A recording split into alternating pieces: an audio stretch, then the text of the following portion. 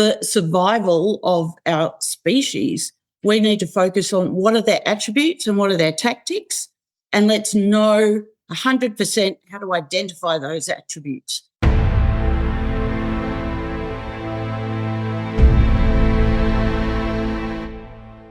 Welcome back to Mind Matters, everyone. Today, we are pleased to have joining us Dr. Karen Mitchell. Karen is the founder and CEO of Kalmor Institute, and her PhD thesis is available online. That's what we're mostly going to be talking to her today about. It is on something, well, this concept, this personality she calls the persistent predatory personality. So we're going to be getting into all of that because it's about psychopathy, dark triad, and, a lot of the things that our regular listeners and viewers will know that we're very interested in and that we like talking about. Karen has something new to bring to the table, and which I've really enjoyed reading about. So welcome, Karen, to the show. I guess first of all, I just want to ask if there's anything you'd like to add about yourself that I didn't say in those 2 sentences. No, not really. I mean, specifically, my PhD was in this area. So, but yeah. All right. There's not really a lot to say. I'm in Australia. My research was international. And my research was the first in the world to canvass data from practitioners working with what I call predators or people of dark personality. And when I say predators, I mean in the broader sense of the word. So people who exploit, not the sort of traditional small meaning of it, but a very large meaning, predator. So I intersperse the words dark personality and predator. But my data is the first that has been gained from practitioners working with them outside the justice system. And each of them has an average of 22 years experience, continuous experience with dark personality and their targets. And they have been drawn from areas like working in areas like cults, child sex abuse and religion, coercive control and domestic violence, terrorism, toxic leadership in politics and in corporates, medicine and surgery. So it's no one, interestingly, has ever canvassed that group of professionals. But I also have forensic experts in my research. So the FBI agent who's caught the highest number of serial killers, someone who's worked with people on death row, all working with dark personality or predators. So that's probably all the extra stuff that I want to add. All right, yeah, because we're going to be getting into all of that. One of you mentioned this, but I'll rephrase it and kind of expand on it a bit. So I think for me, what's so unique about your work is, as you mentioned, that you're looking at, or primarily what you looked at were the experts and the people with the experience dealing with people like this. Because if we look at the existing research, what it tends to be is, I'll give my kind of caricature of what happens. You've got a kid that goes to college, decides, maybe psychology's for me. And then when they're in psychology, whether it's, their own professor, or they might look at psychopathy and say, okay, well, this is an interesting, research topic. And then they start collecting numbers, collecting data. And some of them will go directly to prisons to, they'll be trained on administering a test like Robert Hare's Psychopathy Checklist, or, any of the other number of these checklists. And then they go back to their office and they crunch the numbers. And so for the most part, the people that are doing the research are, grad students, people who don't necessarily, and who often don't have, like you said, decades of experience dealing with these sorts of people. And so there's probably, I would guess, and it looks like from your thesis that this is the case, I would guess that there's a lot of information to possibly be gleaned from the people who have just worked directly with these people. They might have insights that you might not necessarily get just by administering a test. So, so would you say that's pretty accurate? And do you have anything to add on top of that? Yes, that's incredibly accurate. And even the most, you mentioned Bob Hare. mean, most of Bob's initial research was done on incarcerated populations. Yep. And he was actually a practitioner in a prison when he undertook some of that research. But what he's done is he's stuck by his model, which he developed on that population. He's done some more research outside of incarcerated populations, but he's stuck to his model. Mm-hmm. And the bizarre thing is that his model does not, for example, contain control. And I'm glad you referred to it as a checklist, because what I've developed is actually a series of very clear attributes. So a lot of the existing models mix up items, attributes, outcomes of their behaviour. They're not a true representation of attributes. So Bob Hare not having control, I mean, control came out in my data, which is fairly extensive, as the topmost driver of their behaviour. Now, my research needs to be replicated, of course, as any research when you're trying to understand, but the first thing I would say is there's no control, no attribute of control in his model.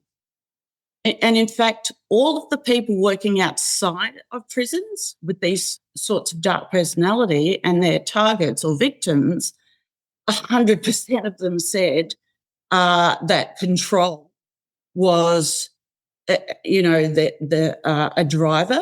And they also talked about sadism as a driver. And sadism is not in Bob Hare's model either. And when I talk about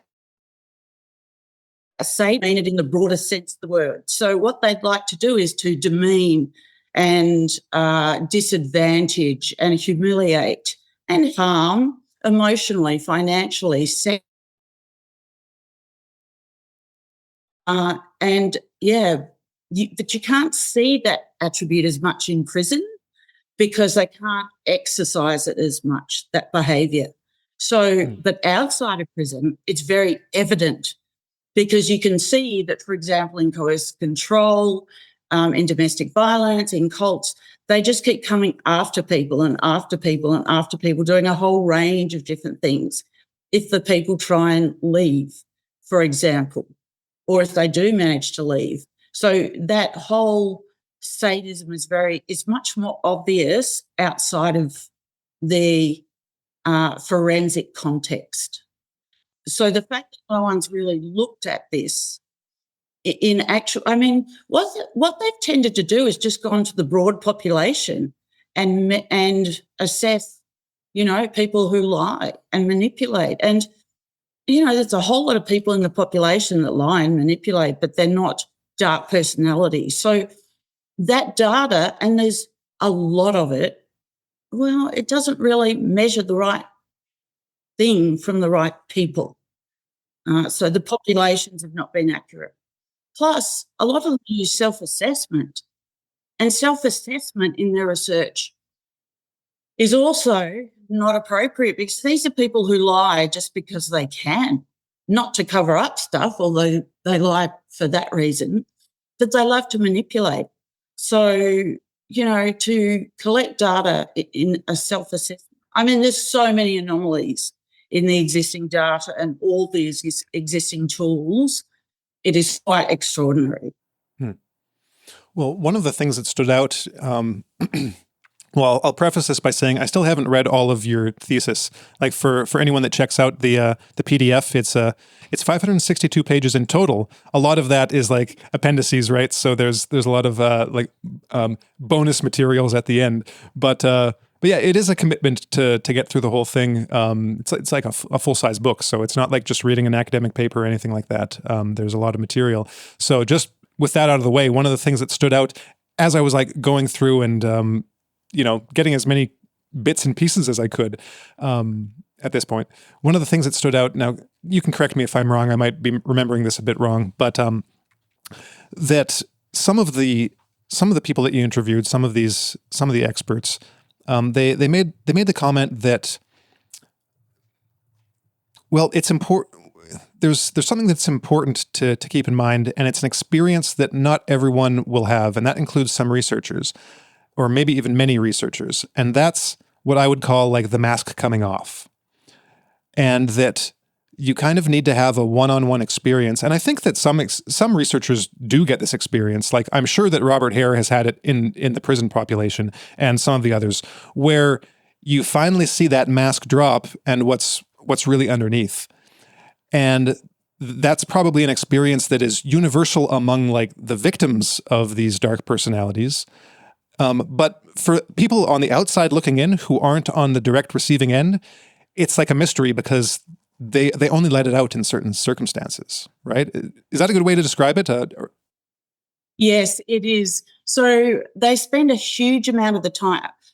My data indicates it could be as high as 10% of the population. That's not quantitative data. That's the views of experts in the field. And there's one paper that says that it could be up to 14% in senior roles, and I probably agree with that, 14 to 15% in leadership roles. So there's a lot of them out there. And most of their time is spent on finessing their facade. So they come across as just, it could be you or me, or like you just wouldn't know because they chat away about normal things. The ones that are higher functioning have a great platform.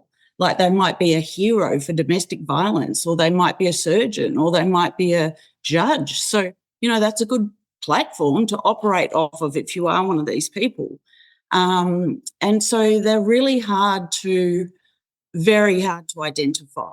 Having said that, I do know a lot of the red flags now, having had so much experience with the experts, but also myself. So the dissonance, the worst thing for victims of these people is when people don't believe them. Because first, yes, it is so hard to see the other side of them, but the sorts of things they do to their victims are things you just think, really? He's a director on that, big company. Why would he bother wasting his time doing all that? Or what? He'd do that to his children, or she'd do that to her mother, or, it's just sort of unbelievable, a lot of the stuff that they do. And I'm very committed to getting an international buy-in and understanding of the depth of darkness they can engage in. And because we've never had a true representation of what they're like in higher functioning areas, and that's what I think my data provides. So I've developed a model that says, here are the attributes, here's how that are common to all of them. Here's how they manifest in different contexts, like in a workplace, in a relationship, in elite sport. Here's how they might manifest, and here are the tactics. So the tactics are interesting. The tactics they engage to destroy other people, to avoid being exposed, to punish, are all identical. It's like they go to, tactics for dark personality 101. It's extraordinary how they all use them. And they use, I call it tactics on steroids. So say if we're, something of ours is stolen, we might, go to court, whatever. If the police don't pick up on it, we go to a different court. Or what these people do is they just double down. They'll go to 10 courts. They'll go to, even when they're guilty, they are hyper engaged into, engaging in these tactics. But interestingly, my data also showed differentiators. So, for example, why would someone who is very outgoing, who's a dark personality, be like someone who's very quiet, who's also a dark personality? How does that work? They don't look like the same sort of people. And what my data, this third element of my data is about what are the differentiators? How could someone look this different?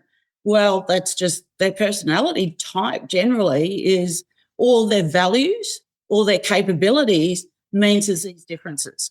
And you know what? We don't want to focus on those differences. For survival of our species, we need to focus on what are their attributes and what are their tactics, and let's know 100% how to identify those attributes and to see those tactics. I've been working with an FBI profiler who has, done a lot of research on interviewing technique. So he's been in the field a lot as well. And we've been looking at a process to actually expose these people in the court system, because sometimes it's hard to do that. So, what was your question? Well, I can't remember either, but I'm pretty sure you answered it. Well, it was about the it was about the taking the mask off, but I think you dealt with it. It was just an observation on my part, anyways. But I want to pick up on what you were saying, just to give our listeners and viewers some idea of the things you're talking about. I'll list off some of the attributes and tactics that you've got, because if anyone brings up the PDF, we'll have a link to it below the in the show notes. It's on page 474 if you want to skip to it.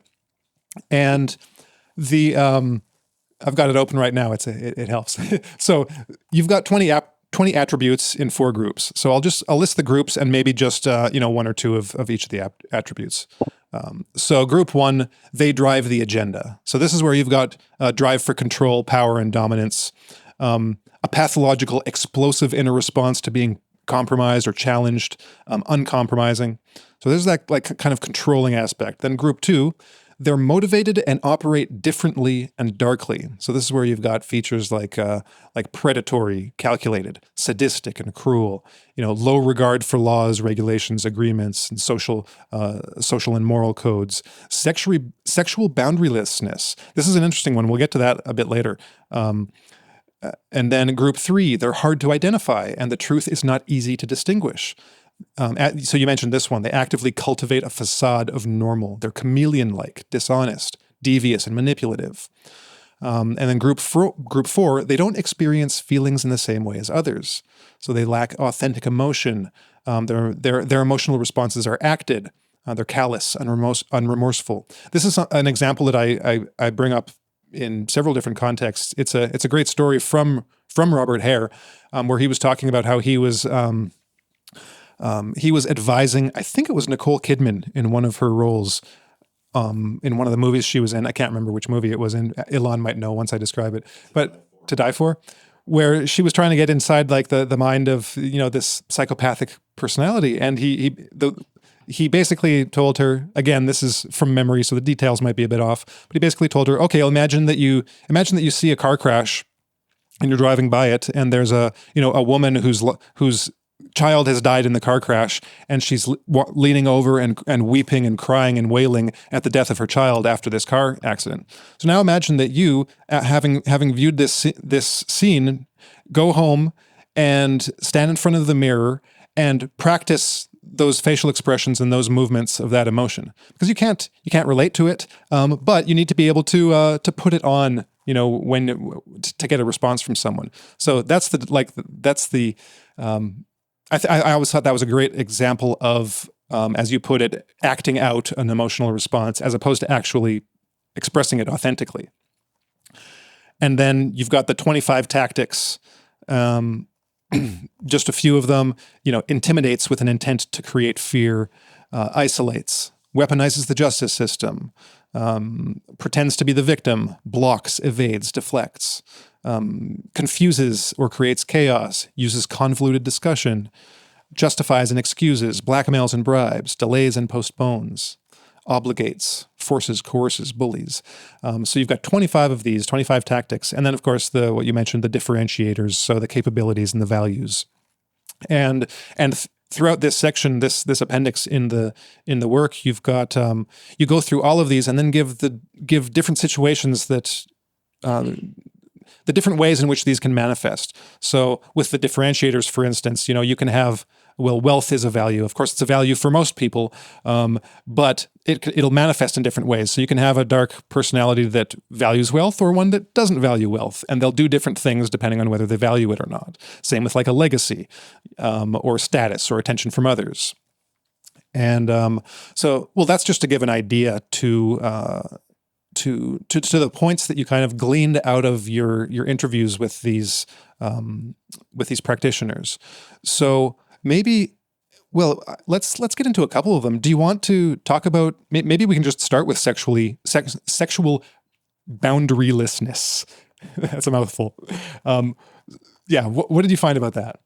Well, sexually boundarylessness, this is an interesting one. And again, they're hard for people to kind of grasp, but they will do anything regarding sexuality. So there's no boundaries, but they all have proclivities, like all of us do.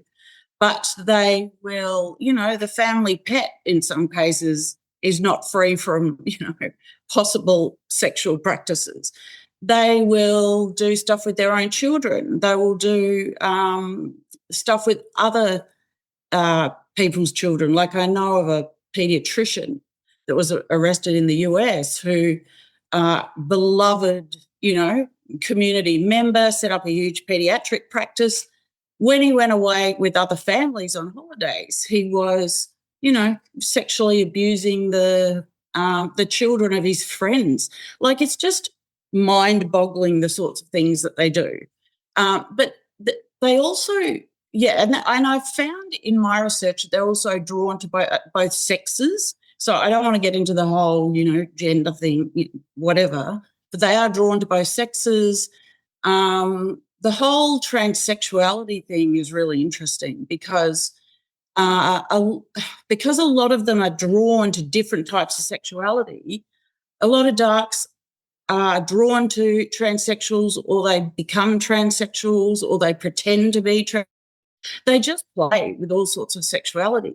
So the problem with the trans debate going on is I believe there are people who, genuinely have this disposition where they, genuinely believe that they are of the other sex. And I'm using the term sex in terms of biological sexes.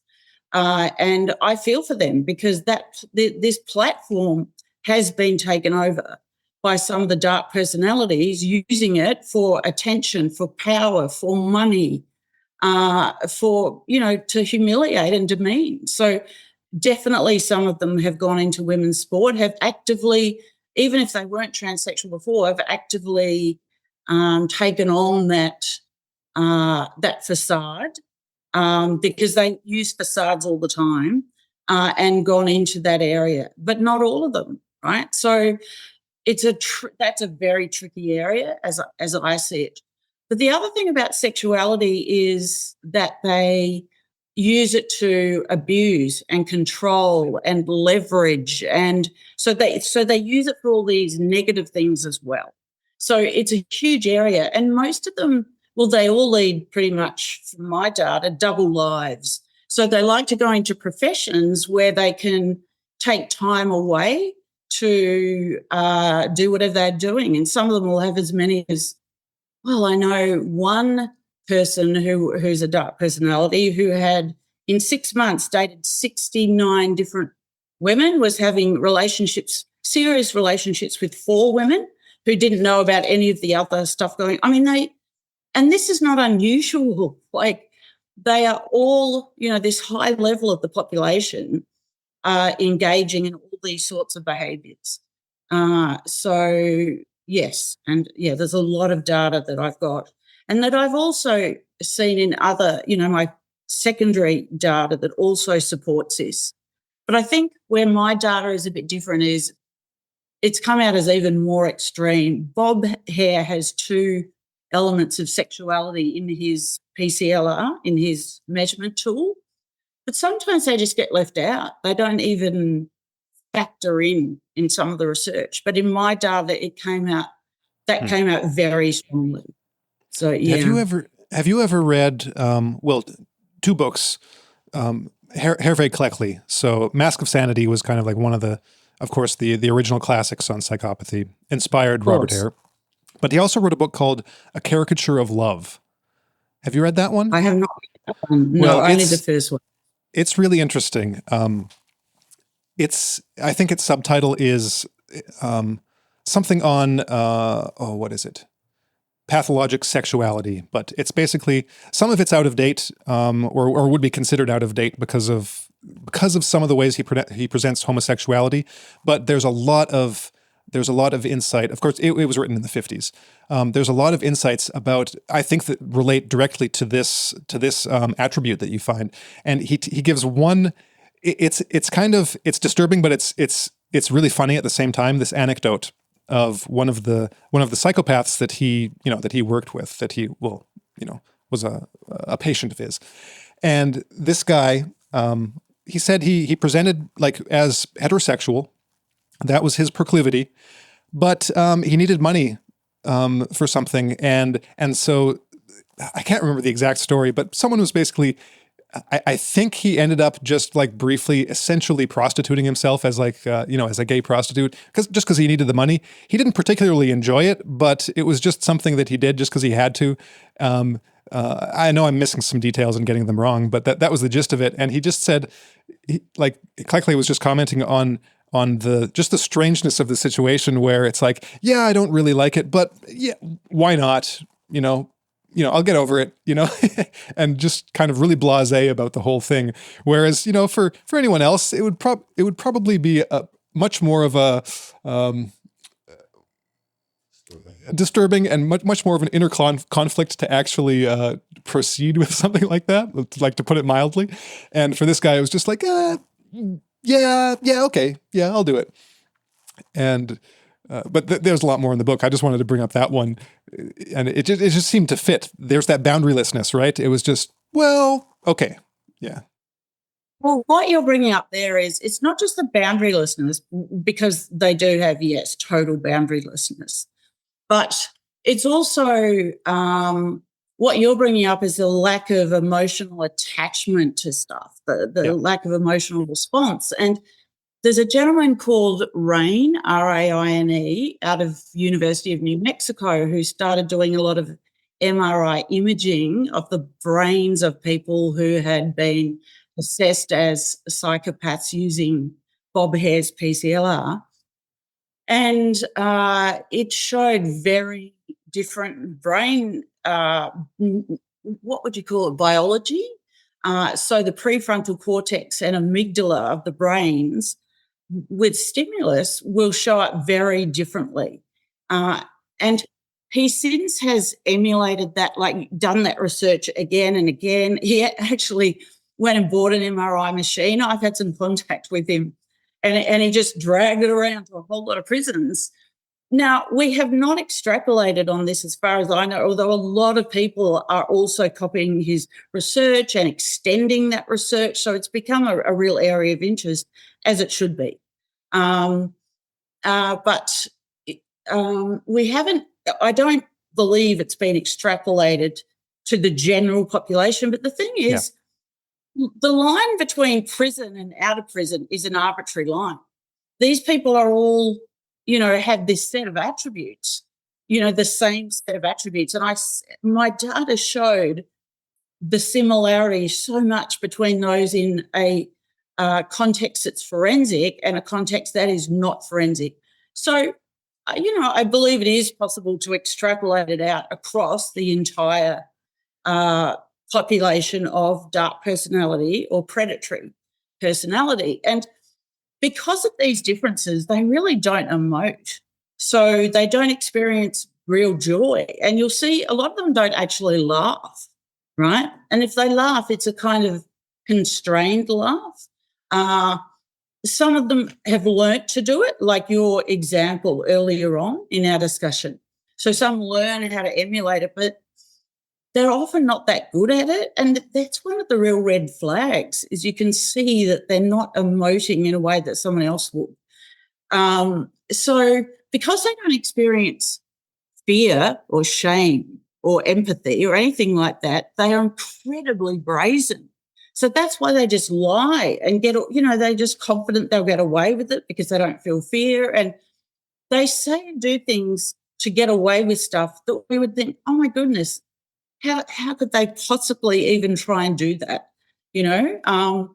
I could give an example of one of the people who was in a court case of one of my research participants, where so this is coercive domestic violence. They're in the children's court. The Crown prosecutor, the police wanted this person a restraining order against the man, the father of these children. And he, who is a dark personality, stood up and said, I'm as worried about these children as you are, Your Honour. I'll volunteer not to see them while we get help for the mother. And it's like, well, he avoids getting a restraining order, right? But, because the judge is probably going to say, well, let's give it a try. He puts it right back. I mean, you've got a room full of prosecutors, lawyers, wanting him to have a restraining order because he was quite a powerful man. And that's what he's saying. I'm as worried about the mother as you are. And after a while, people think maybe there's something in that. They have this way of being able to make people question themselves because of that lack of emotion. They're so together, and they often seem to have a sense of gravitas when really it's just a coldness and a lack of emotion. So they can be great in a crisis because, they don't have that emotion as well. So we often can turn to people like that, but they have no obligation, no obligation to other human beings. So I often get asked the question, well, don't we want some of them in surgery where they have no fear and they can go in and, do a great job without being nervous or concerned? Or don't we want them in the military, where they can go in without fear? So I asked this of my research participants. I asked this specific question, and they're all like, no way. You don't know what they're going to do. They're incredibly self-focused. They can manipulate people into situations. They're driven by this need to kind of see people in compromised positions, right? So there's a whole lot of reasons why people have said no. I mean, there's people like Kevin Dutton who've written a book about, the good parts of them. Well, yes, all of the high-functioning ones have good parts to them. That's how they get to where they are. They all have platforms they can use.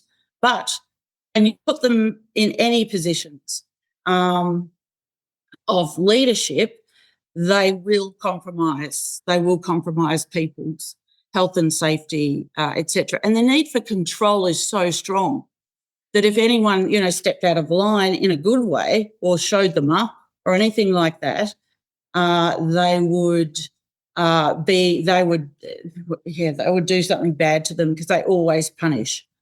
I've got my own example where I was working with a large hospital, I won't say in what country, where they were having negative patient outcomes that were not meant to be, like people dying because of the culture, the arrogance of the specialists, leaving specialists when they would go and play golf or do stuff on the weekend, so leaving registrars, in charge where they didn't have enough experience. There were a whole lot of issues. So I went in and did some work with the executive group, etc. It turned out I ended up needing to interview them all one-on-one and then do further work. And the head of surgery came in, and first of all, he wouldn't meet me in the chairman's office. He's clearly a dark personality. And in fact, the CEO said, he's a great brain surgeon, but at night you have to lock him up in a cage and throw away the key. We just let him out to operate on people. Anyway, so they meet with me because that's their entitlement and their arrogance. They do believe, because they don't emote, that they're superior to those of us who do emote. Then when I went to his office for the interview, he made me wait for 45 minutes. When he finally came in for the interview, he was covered in blood, head to toe, in full scrubs, and stood over me and said, what are we doing here again? If you were the parents of the 18-year-old I'm doing brain surgery on in the other room, would you want me sitting here talking to you about, this issue? I said to him, well, one of the key issues at this culture is intimidation. And right now, with you standing over me looking like that, I feel intimidated. So he pulls all his registrars out. This woman thinks I'm intimidating. What do you all think? Like, as if any of them are going to say anything. And eventually he ended up talking to me for 2 hours. So I don't know what was happening to the woman, in the other that was being operated on, the 18-year-old. But during the interview, he took a call from who was clearly his mistress by what he was talking, the way he was talking. I mean, all the signs were there. But the thing about him was he throws scalpels around the operating theatre. He treats as you can see, as sort of kind of slave-like. So he's not open to feedback if he makes any mistakes. He doesn't do good pre-care or good aftercare. It's hit and miss, right? So some of the brain surgery might be great, others might not be. So my point is, it's not a good idea to have them in leadership roles. Well, I'd like to follow up on a few things actually that you allude to, especially now that you brought up the hospital and how it's empowered this surgeon with a sense of grandiosity that no one can counter or give feedback to. Because in the Kalmor Institute information on your website, let me just back up a little bit and say that when I first looked at your website and your postings on X and skimmed through your paper, my first thought is, she reminds me a great deal of Paul Babiak, Snakes and Suits, and the types of consulting that you do with corporations that I guess are nuanced and tailor-made for a particular, what that particular culture is and what their problems may be, vary a lot. But you also, on your website, have a section for consulting with cultural institutions. And I thought that was very interesting. Political, religious, social groupings. So the breadth of your research, Karen, has like you're able to see these patterns, if you will, the dark personality as they exist in a very large spectrum of social, business, cultural activity. And what I was interested in knowing is, because it seems like, not everything is about ferreting out the pathological element to it. But there was something a little bit, it seemed to me in the descriptions, proactive about your work in meeting with cultural institutions. Maybe I'm reading it incorrectly, but also,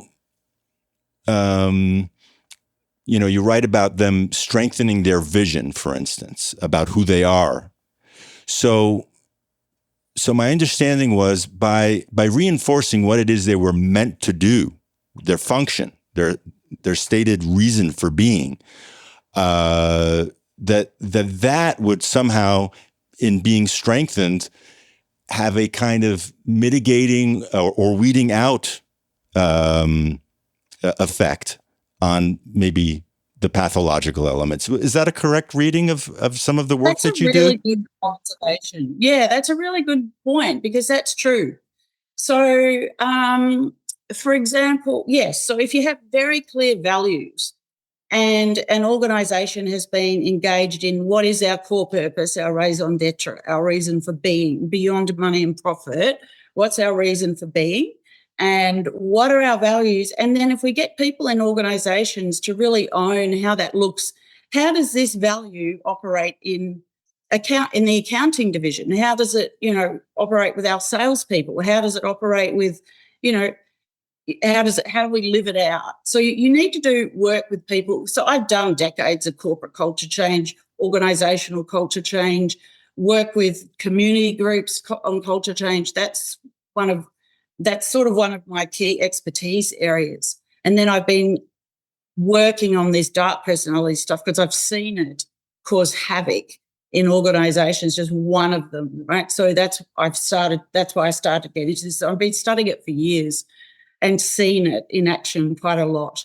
But I'll give you an example of how values help. So at the moment, we've had this, in the Olympics, there's a young volleyball that's gone in who raped a 12-year-old girl. I don't know if you've followed this. He went to jail for a year, although he was given a 4-year sentence. And there's been huge pushback globally around this person should not be there, because what's it like for his 12-year-old rape victim to see him with a global stage, have a global stage. Now, if the IOC, if the Olympic Committee has values, what the values are used for is to say, what decision would we make here? It's up to the countries, though, to make that decision. But the IOC the Olympic Committee could still say to this country, look, we've got this set of values, and it precludes, convicted felons being in the Olympics, right? We don't think they should have a global stage. Can we have that discussion? So values inform actions, and values will, unless your values are around, deceit and, theft and manipulation and harming people, if they're your values, it won't weed them out. But if your values are around integrity and, those sorts of things, yes, people will make decisions to say, well, that behaviour is not okay. Now, we always give people opportunities in organisations to improve, so you give them support and development. But if that doesn't happen, yes, there needs to be a really clear process for managing them out. And we have done that and quite a number of times with different organisations. And people get concerned about managing out a key player in their organisation. But we have examples of where managing out a key player has actually increased profits, or because people have just worked together so much more readily, and there's been more united drive towards issues, and people aren't as scared. Does that answer your question? It does. And I would say that there are probably all kinds of positive knock-on effects that you wouldn't even expect to occur, like a group cohesiveness and maybe even a weight being lifted off the shoulders of people who do have integrity and good intentions. Your points speak to something else, though, that I think I've been noticing in the news in the past few years, especially, and this also concerns cultural, political, social institutions, and that is that so many of them, whether it be, in the U.S., there's a big problem with child protective services, philanthropy organizations, that they are effectively, I'm not saying in all cases, but in many cases, they do exactly opposite. The net effect of what they present themselves to be is exactly the opposite of what they actually do. And it's so Machiavellian. It's such a perfect cover in many cases. Like you mentioned this vet, the pediatrician rather, who was, head of an organization, and then on the side he was abusing, children of the families that he would go on outings with, and it's like, is this some new level of sophistication among dark personality types or has it always maybe existed that way? And it's only because of our information, access now coming to the fore. So I was just wondering if you had any thoughts about that and to what extent you see that in your work. Yeah, well, that's a really good point as well. Where do I start with that one? I think they've always been there. I think our ability to recognise the red flags, the behaviours, has not been there.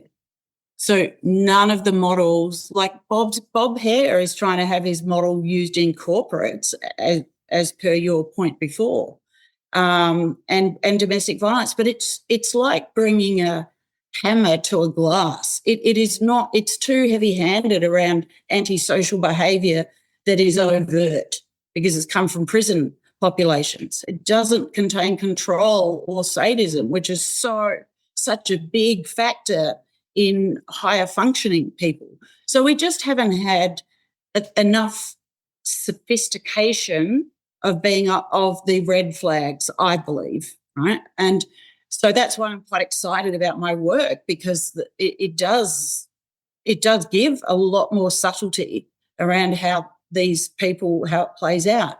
And yes, they hide in religion, they hide in church. The higher functioning ones are really intelligent. People say to me, oh, is it a spectrum? You know, some are worse than others. I'm like, no, they all have the same attributes and the same tactics, but depending on their socioeconomic status, their upbringing, their intelligence, their impulse control capability, you know, there's a whole lot of factors contribute, and context, of course, proclivity, you know, all these factors impact how they manifest and whether they manifest the behaviours. But they all have these attributes. And this is, again, never been pushed before, what I got from my data. And you will often see ones that are, involved in domestic violence. They go as ambassadors, or they go on the board of domestic violence charities. Right. They actually make it so hard for people to say, look, he or she is a dark personality or predatory. So that they do the high functioning ones will do everything they can to cover their steps in that way. The ones that are pedophiles will become an academic that studies pedophilia. So you can't put the finger at them because they're the expert on it, right? It's insidious, but we have that's lot of red flags that my data brings up now that's far more nuanced than anything from the past. So, and I am writing a book about it at the moment because I'm very committed to people not getting harmed. I've seen extraordinary and such sad, it's just awful what these people produce, the health issues, the emotional issues, the mental harm in other people. It's very sad. And one of their most, harmful tactics is isolation of the victim. So they'll spread false rumours about the victim where people go, oh, gee, really? They will sort of pit people against them by saying stuff that's untrue to family and friends or to workplace colleagues. They'll set them up they'll publicly provoke them in ways they know are going to provoke them. So the victim looks bad or looks like they're behaving badly. There's a whole lot of things they do where they isolate them from their children if it's in a family situation. So they will tell the children lies. They actually brainwash the children and erase in very tactical ways all positive memories of the other parent. And then they build these new memories with them, and they subtly demean the other parent. There's a whole lot of stuff they do, and there's a tactic. So all cult leaders are dark personality, right? Because they all exhibit the same behaviours. They use the same tactics. But one of the tactics they use is to give a huge amount of positive feedback and just this pushing of this, you're amazing, and then they slightly pull it back. And the person thinks, oh, gee, I want that back again. I've got to do what they say. I've got to do what they do. I want that feeling back again. And it goes in and out like that. So the push-pull. And so they do that with their own children against the other parent. So in the end, the children will never go to the other parent. So it's actually a loss of a child that occurs through dark personality. But also, one of the FBI agents in my research was talking about how child prostitution ringleaders use the same thing. They make the children, they always choose children that are sort of alone or don't have a support network, and then so they're already isolated. If not, they isolate them more, and then they make them feel loved, like they've never felt loved before, and then they take it away, and then they make them feel loved. And it may be sexual, it may not be with the child prostitute. And so that's how they guarantee silence from these people. It's this push-pull dynamic. It's incredibly insidious. But yes, the higher functioning ones I think they've always been in charities. They've always been in professional bodies. For example, in Australia, the head of the Psychology Association of Australia was arrested for pedophilia and put in jail for 4 years. And he was doing family court reports on sexual abuse and whether these people were sexual abusers. So again, how is anyone going to point the finger at this person, and say he is this? But eventually enough people came out. But it's very sad for the victims because, in the absence of a lot of often physical evidence, it's testimonial evidence. But again, I'm so excited about my work because now it can be patterns of behaviour evidence, right? And that's what some of the coercive control legislation being implemented around the world is doing. It's saying, look, here are some of the patterns of behaviour, but we can broaden that even more with my work. Does that answer your? It does. I want to come back to. I want to come back to something from the previous. No, it's all great. I want to come back to something from the previous answer that you gave on the corporate environment.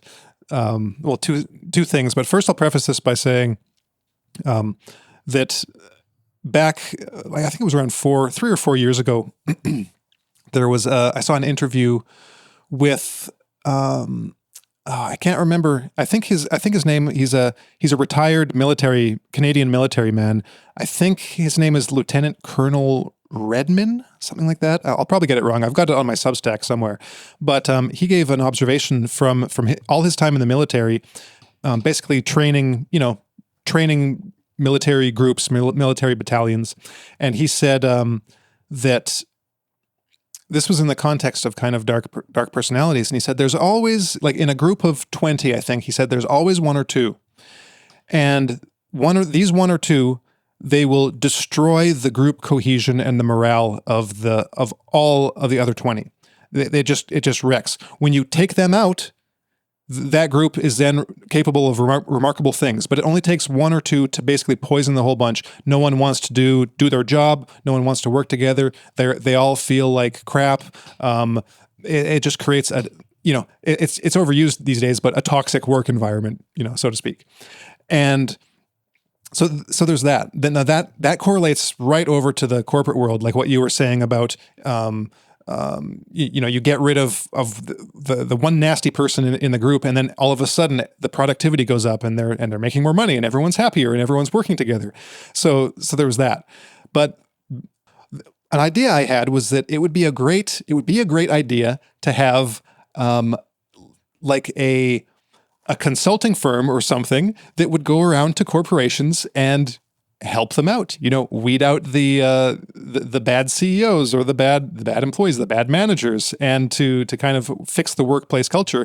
But at least when I was looking into it like a couple of years ago, I couldn't really find anyone that was actually doing that. So it sounds like you are actually doing that.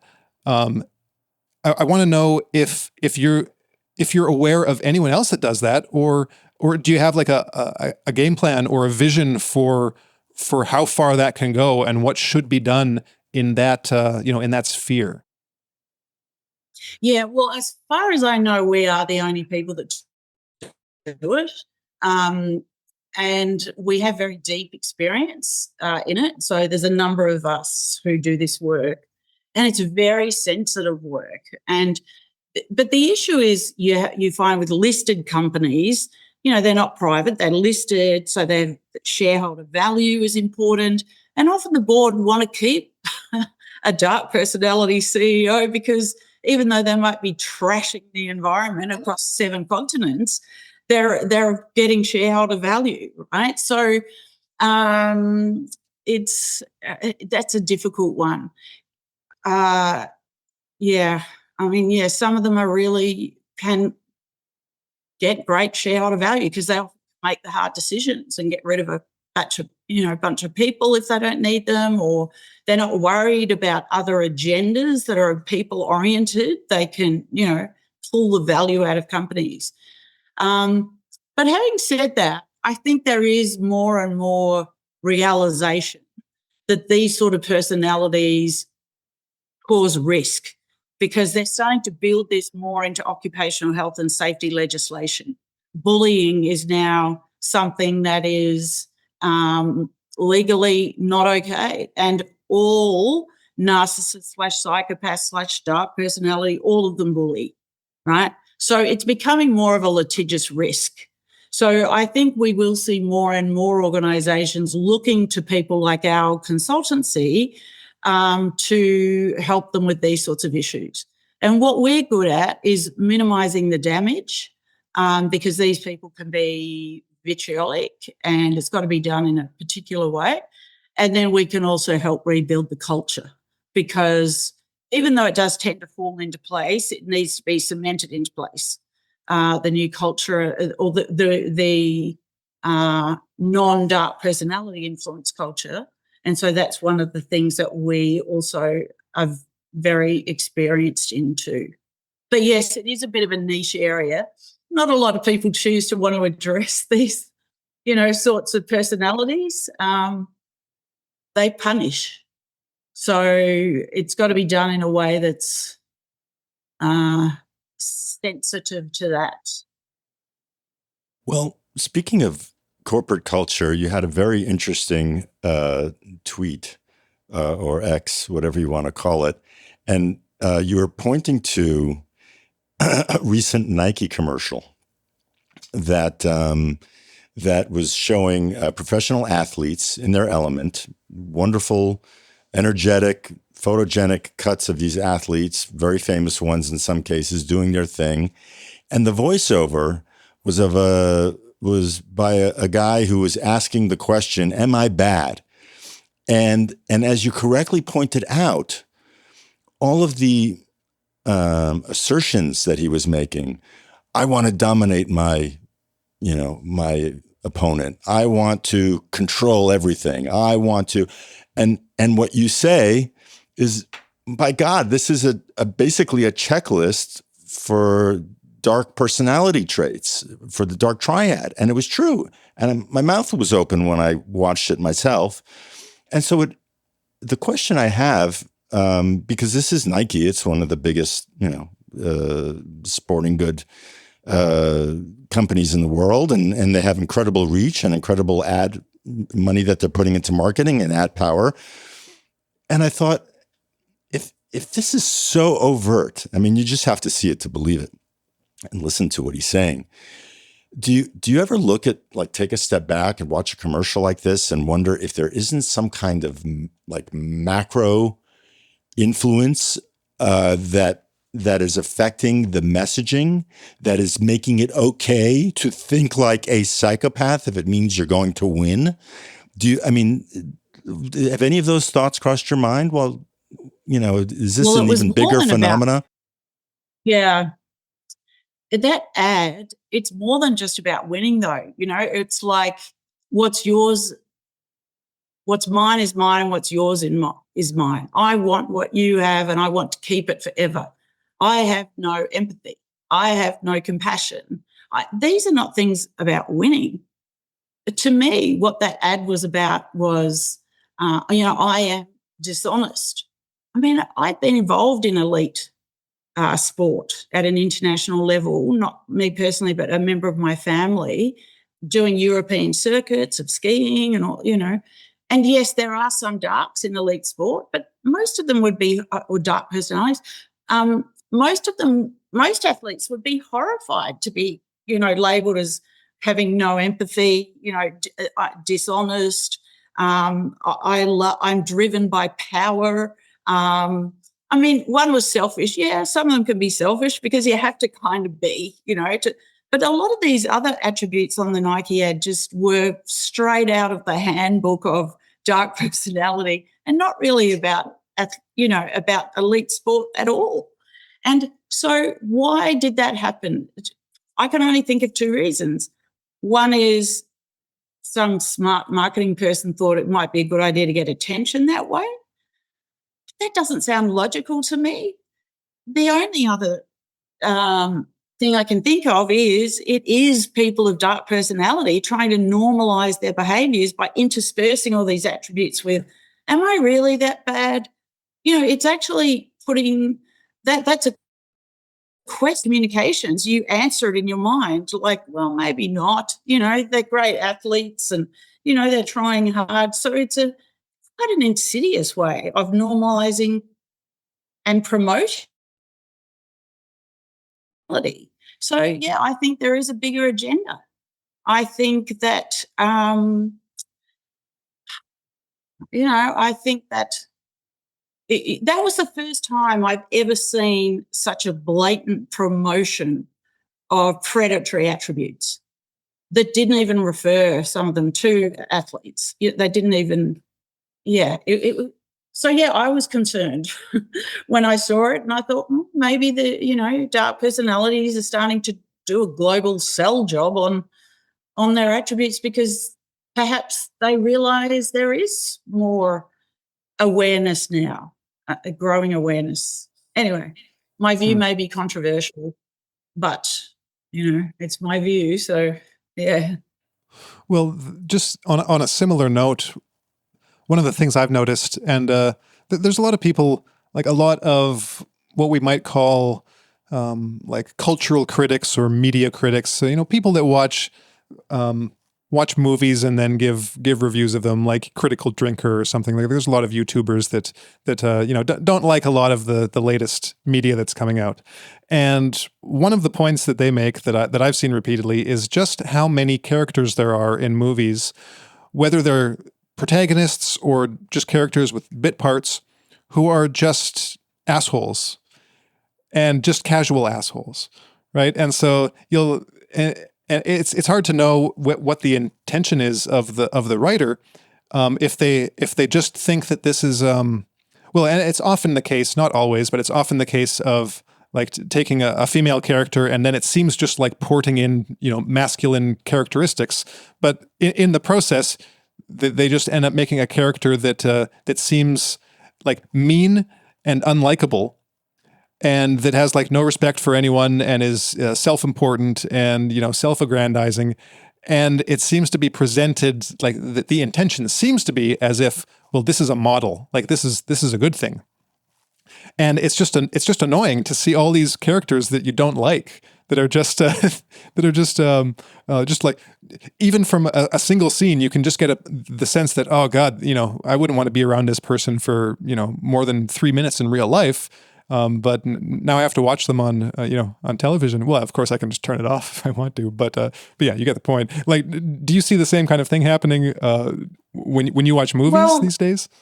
The thing is that most dark personality hide it.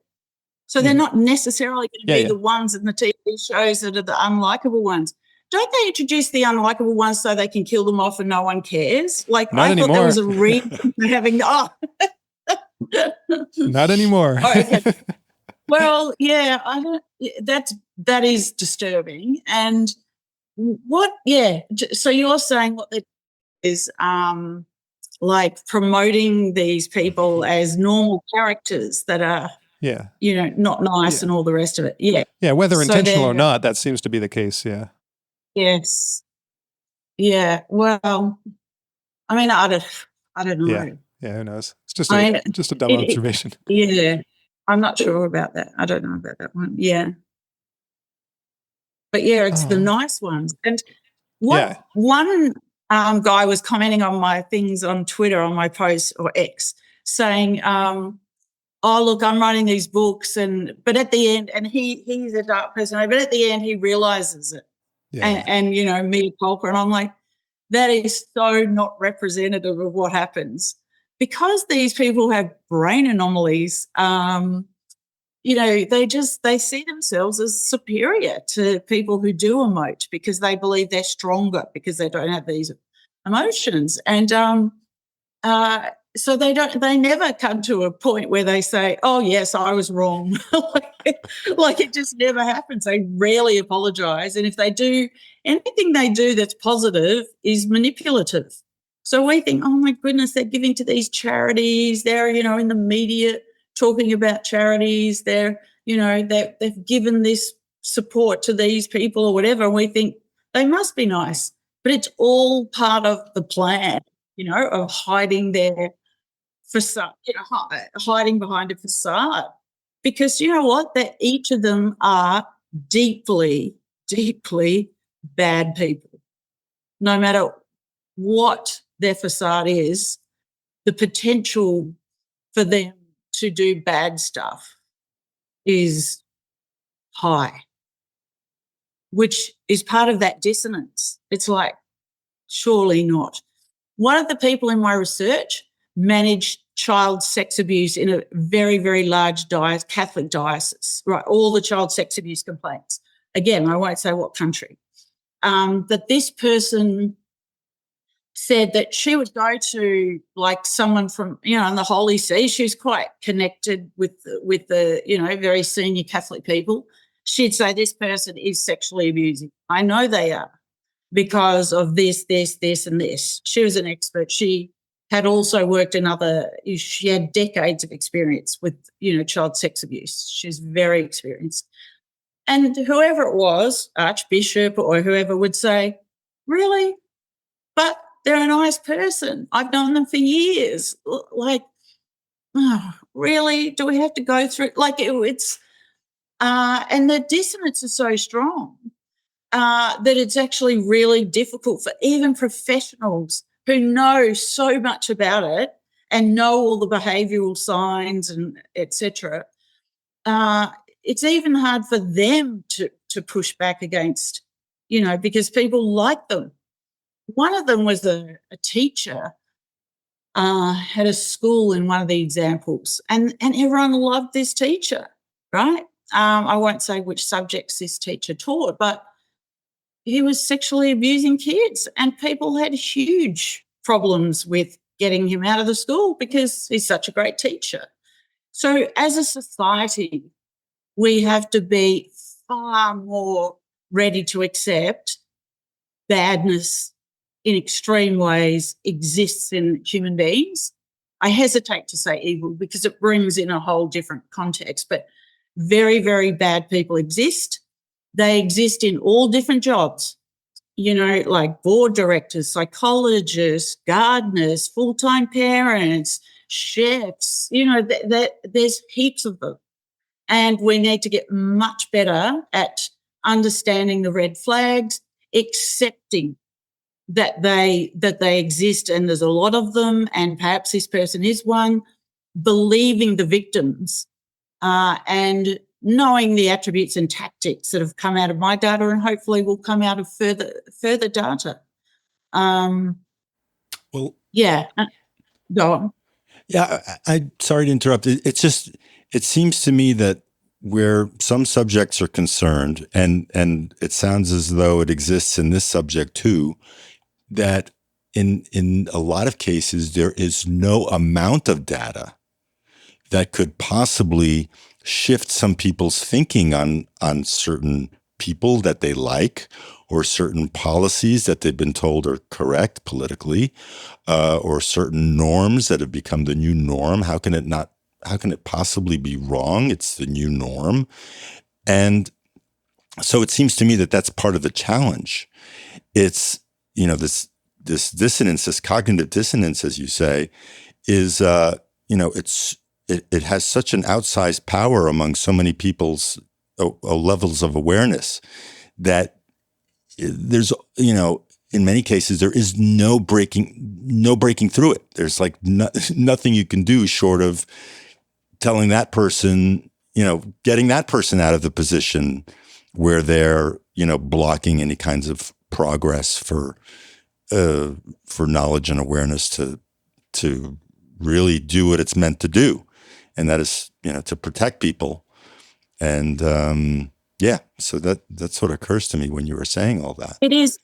Yeah, it's interesting what you say, because what you're talking about is the polarization that always exists around these sorts of people. It's often the first indicator that I see in a corporate or in an organization is polarization about a person.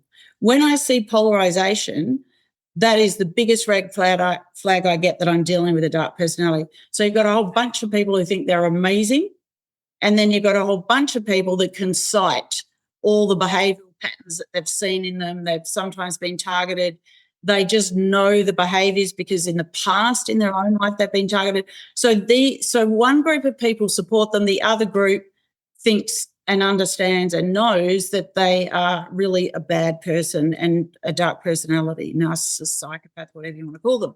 So what happens is when the group who sees through them starts to say, but they're this and they're that, the group who like them stick up for them.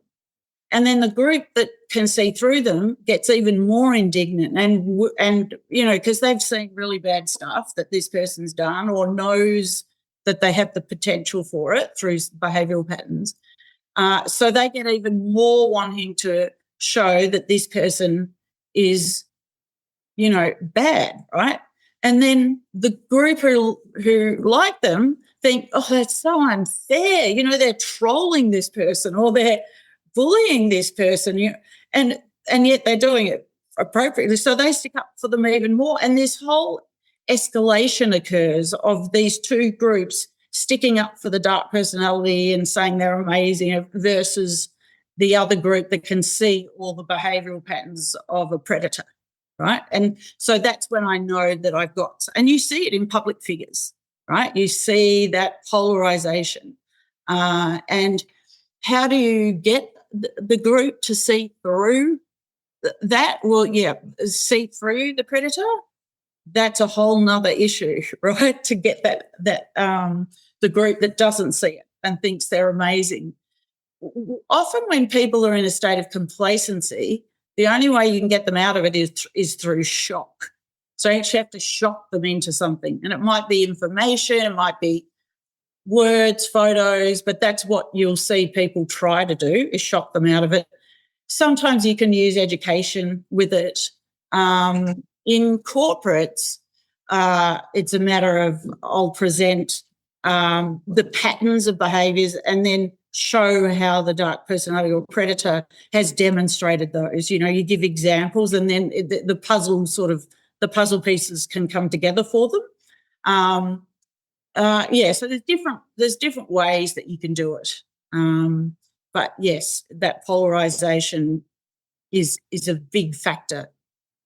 And you can look at public figures and actually see the ones, you could probably think of half a dozen off the top of your head where there's very polarised views about this person. And it could be in politics, it could be in royalty, it could be in business, it could be in religion, but, you'll see it in all these areas.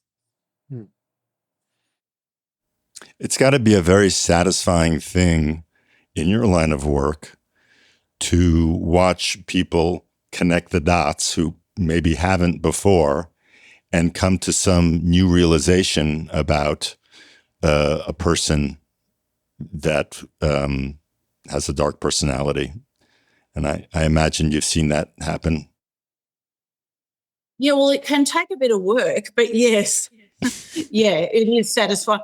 Well, what's satisfying to me is that people can enjoy their life, whether it's at work or in their religious community or in their family. These people are very dangerous and will harm their own kids if it comes to it, even though they often project this I'm the best parent in the world sort of a thing. So, yes, it's rewarding to feel that I am able to help people and hopefully reduce the harm that they cause, because at the moment it's very high levels of harm. So then the question is, what happens when we identify them? Because we can probably identify them with MRIs, but I'm not answering that question today. Yeah, that's a tricky one. It is. Well, Karen, what was the number again? How many experts did you interview for your research? My research was only 57 experts. Yeah. Each had, because it's qualitative research, each had 22 years of an average of 22 years continuous experience with people of dark personality and their target. So they're very highly experienced professionals. But one of the things I'd like to say, because a lot of academics come out and say, where's the quantitative data? You know, we want thousands and thousands of people. The fact is that people in these fields have been doing quantitative data for decades, and the arguments in the academic literature are so extreme. No one can agree on, are they impulsive or strategic, or are they like, do they all commit violence or do they not? Or like Bob Hare still argues they're all impulsive. How can he possibly go into corporates and still be arguing that they're all impulsive, right? There's a whole lot of, and they'll go to the point of litigating against each other, the academics in the area that you know, try and challenge each other's models. It was ridiculous, right? And I thought, how are we ever going to get to the bottom of this when I really did my huge review? So I started off just studying psychopaths, right? Then I realised, well, sort of Machiavellianism kind of overlaps. And then you've got the dark triad, which is psychopaths, Machiavellians, and narcissists. And then you've got, so I studied everything. I literally did an international academic search on each of those. And then dark tetrad, that's a whole nother thing I won't get into. Then I realised there's a whole bunch of people studying behaviours in different fields of the same behaviours as those in these personalities. So you had cults, and you had child sex abuse and religion, and you had,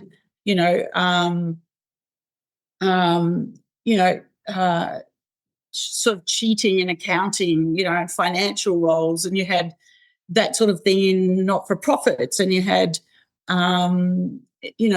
coercive control and domestic. But there's so many different areas. So I methodically did a lit search on every one of those areas.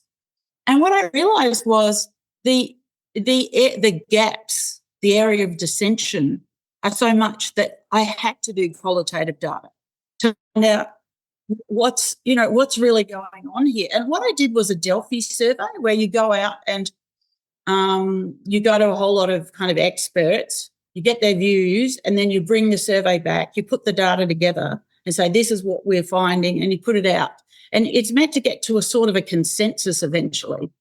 But the data was actually, some of it was so different, and there was so much data. I was really very lucky that they put so much time into this, that in the end I did go, I didn't do the second round.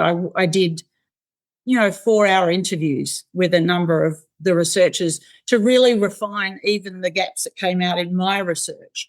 So I did a number of processes, one with the two of my supervisors, to also checks to make sure that I was analysing the data effectively.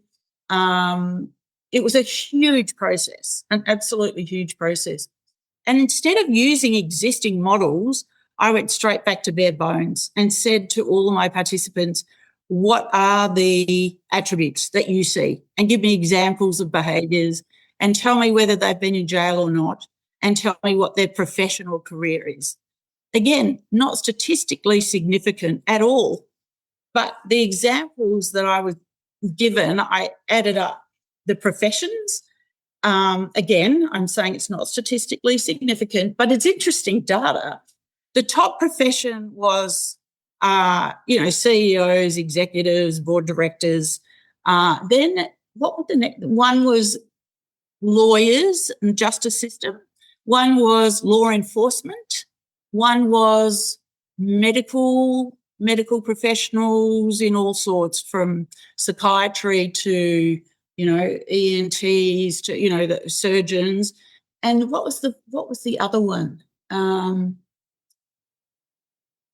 I forget what the fifth one was. But if you actually put law enforcement and justice system personnel, like lawyers, together, that was the highest one. But again, not statistically significant, but of all the professions that were noted when I asked for examples across all my participants, the justice system staff and law enforcement and all that, lawyers, judges, that came up as the highest that was mentioned. Interestingly. What has been or has there been response from those experts that you interviewed to your final work? Like, have you sent them the PPP model and asked them what they think? Yeah, now that's an interesting question, and you probably know that from my ex tweets or whatever. It's very interesting. So to challenge these models that are in existence now is interesting to do in terms of having journal articles published, because the people who created these models are on the editorial boards of most of the key peer-reviewed publications. Them or their staff or their students. So I eventually went to one which didn't have anyone that had a stake in existing models on their editorial board, and they wrote back to me and said, "We love your research. It's fantastic. But we're so used to the other models that we're not going to publish it because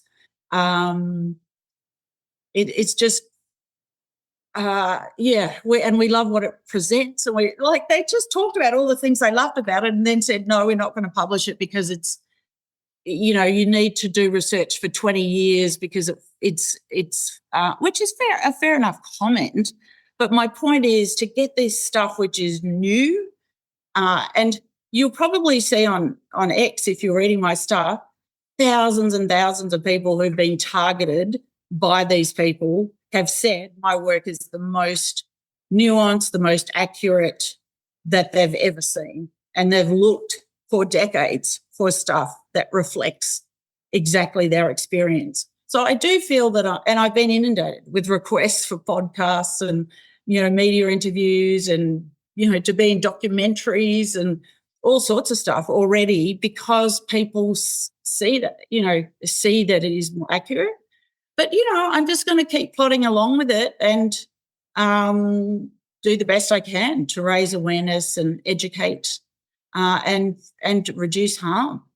So, there are people, there are some professional people who are being supportive of me.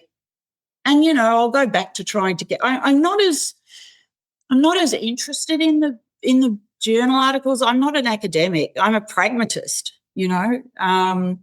and so I'm more interested in pragmatically helping people see through these people. And I know my work does that. So, yeah. I don't know if that answers. Well, what about, no, that was good. I also want to know about, let's say the people you interviewed, the professionals, in the sense of like the FBI guy and the woman that was working with the Catholic, in the Catholic diocese. Like, do they have response to your work after you've taken their information and collated it? Oh, yeah. Yeah. No, they all love it. They all say that it's representative. Yeah. They're very excited about it. And, one of them's already sent it to the head of the Children's Court in Australia to say, you need to be looking at this in terms of, what's going on. I mean, they're already starting to use it. Good. So, they've got a lot of respect for it. Yeah. Good. Yeah. Oh, that's great. That's terrific. Yeah. Actually, you're giving them you're giving them an accessible framework from which to make good decisions. Yes. That they have not been exposed to previously for whatever reason or reasons. Well, and I think sorry. Go ahead. I think the important thing is the pattern of behaviours as evidence. Because, it's that you don't have evidence in the courts, and you've got one parent one in a corporate, you've got people saying one thing and other people saying another. In the children's court, you've got one parent saying one thing and one parent saying the other. It gives you data on behavioural patterns that can be used to expose. So that's what I like about this. It's a framework that can be used to as evidence, really. Yeah, Yeah.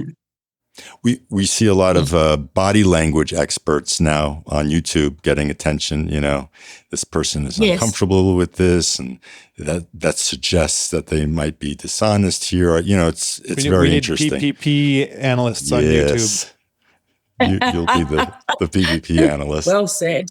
I think sometimes with the dark personality, body language doesn't mean anything. They'll put it on to make you think that they're so deceptive and so manipulative that, and because they're not emoting, body language is all, constructed anyway.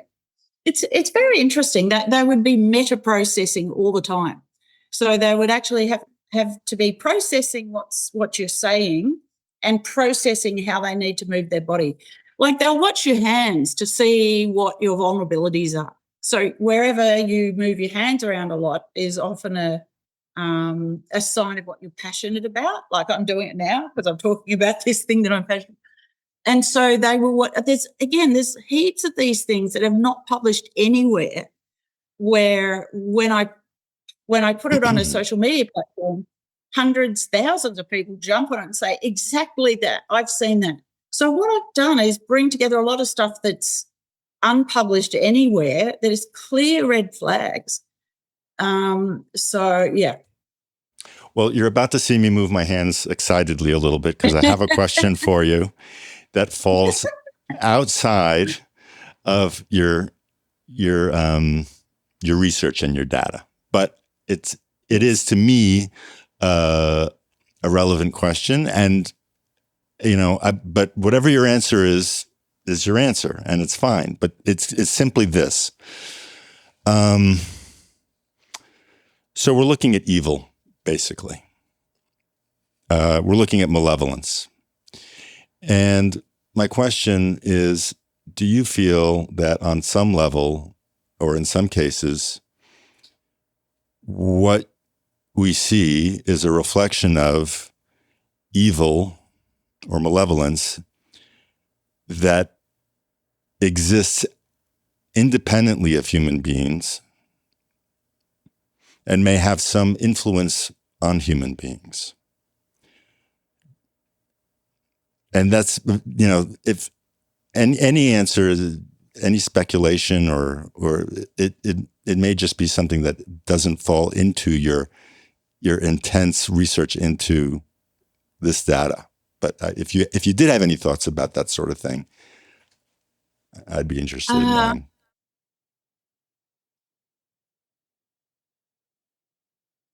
I don't think I've actually given enough thought to that. A lot of people do discuss that in response to my social media and other comments. Yeah. I probably won't answer that at the moment. Do you have an answer to that? What are your thoughts on that? There does seem to be a lot of research, anecdotal, but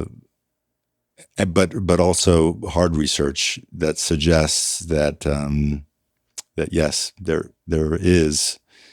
It's all true. Yeah, that even if it falls under the realm of, paranormal or supernatural or fantastical, that in fact some good amount of evil can be accounted for or explained, at least in part, by malign, non-physical influences, or at least non-human. That's where I'd say, yeah. I've got an article on it where I share my thoughts on my Substack on what did I call it? Supernatural evil or something like that. And I tried to reconcile my kind of metaphysical, I wouldn't necessarily call them beliefs or convictions, but just my metaphysical thoughts on what I think might be the way the reality is structured with the kind of biological, psychological mode. Because I personally am comfortable just going in either stream, depending on the conversation. So I tried to kind of like see if I could reconcile them for myself. So, but yeah, I definitely, that would be a whole other conversation. Yeah, it would be. I mean, I do believe that there is a spiritual aspect of our existence. And I do believe in energetic spiritual, energy. I believe in, because for so many centuries, the Japanese, the Chinese, the Indians have all done work on chakras and energy movement through the body, through Tai Chi, through yoga, through acupuncture, through a whole lot of. So that's not a spiritual energy necessarily, but it's still an energy, an energetic force. And then, is there like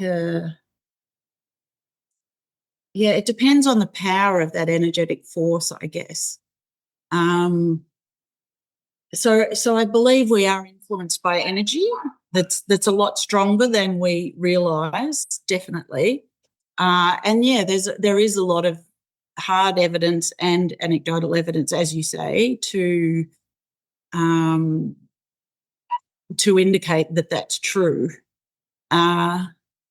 Look, there's a group of researchers who talk about whether the development of these dark personality is just a natural part of human evolution. So, are they the next group that will sort of run the planet, and we as empathetic people or people who emote will die out, or maybe the other way around?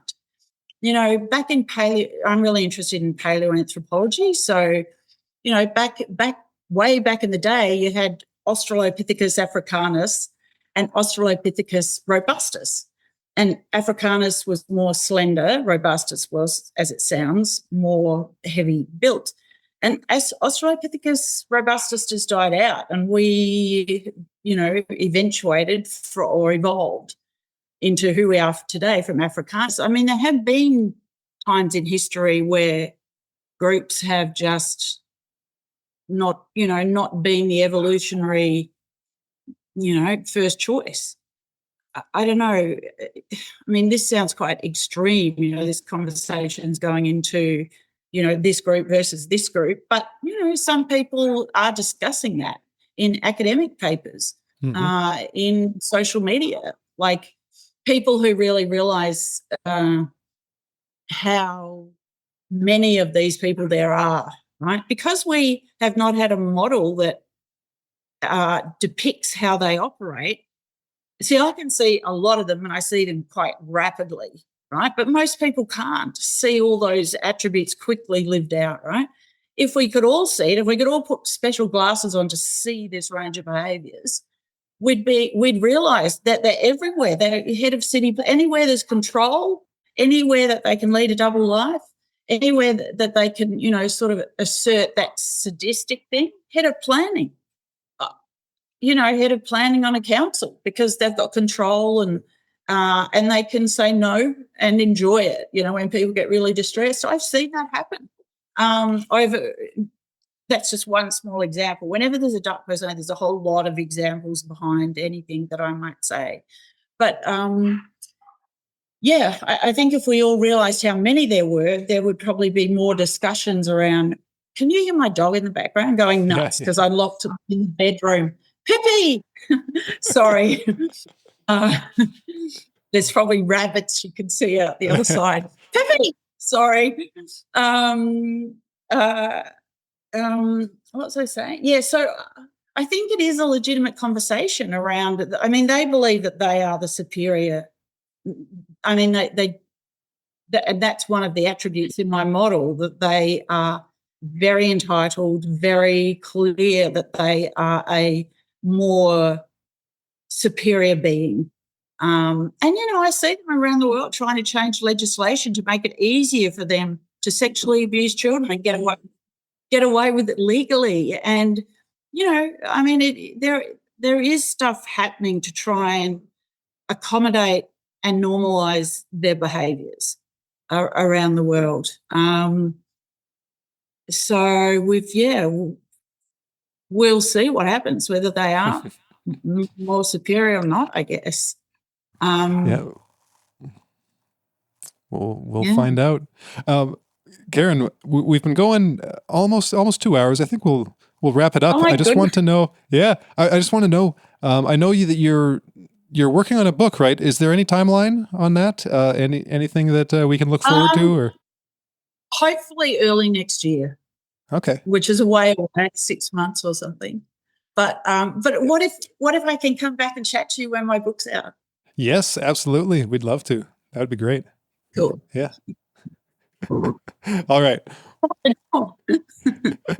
Well, thanks, Karen. Maybe stick on the line for a few seconds. We want to talk just a few minutes afterwards. But yeah, thanks for coming on. We had a great time. Thank you. Thank you for your research. Yeah. If any of the viewers want to check out your stuff, we've got links in the description. But you can, if you're just listening, you can check her out on X. She is at Karen Mitchell __.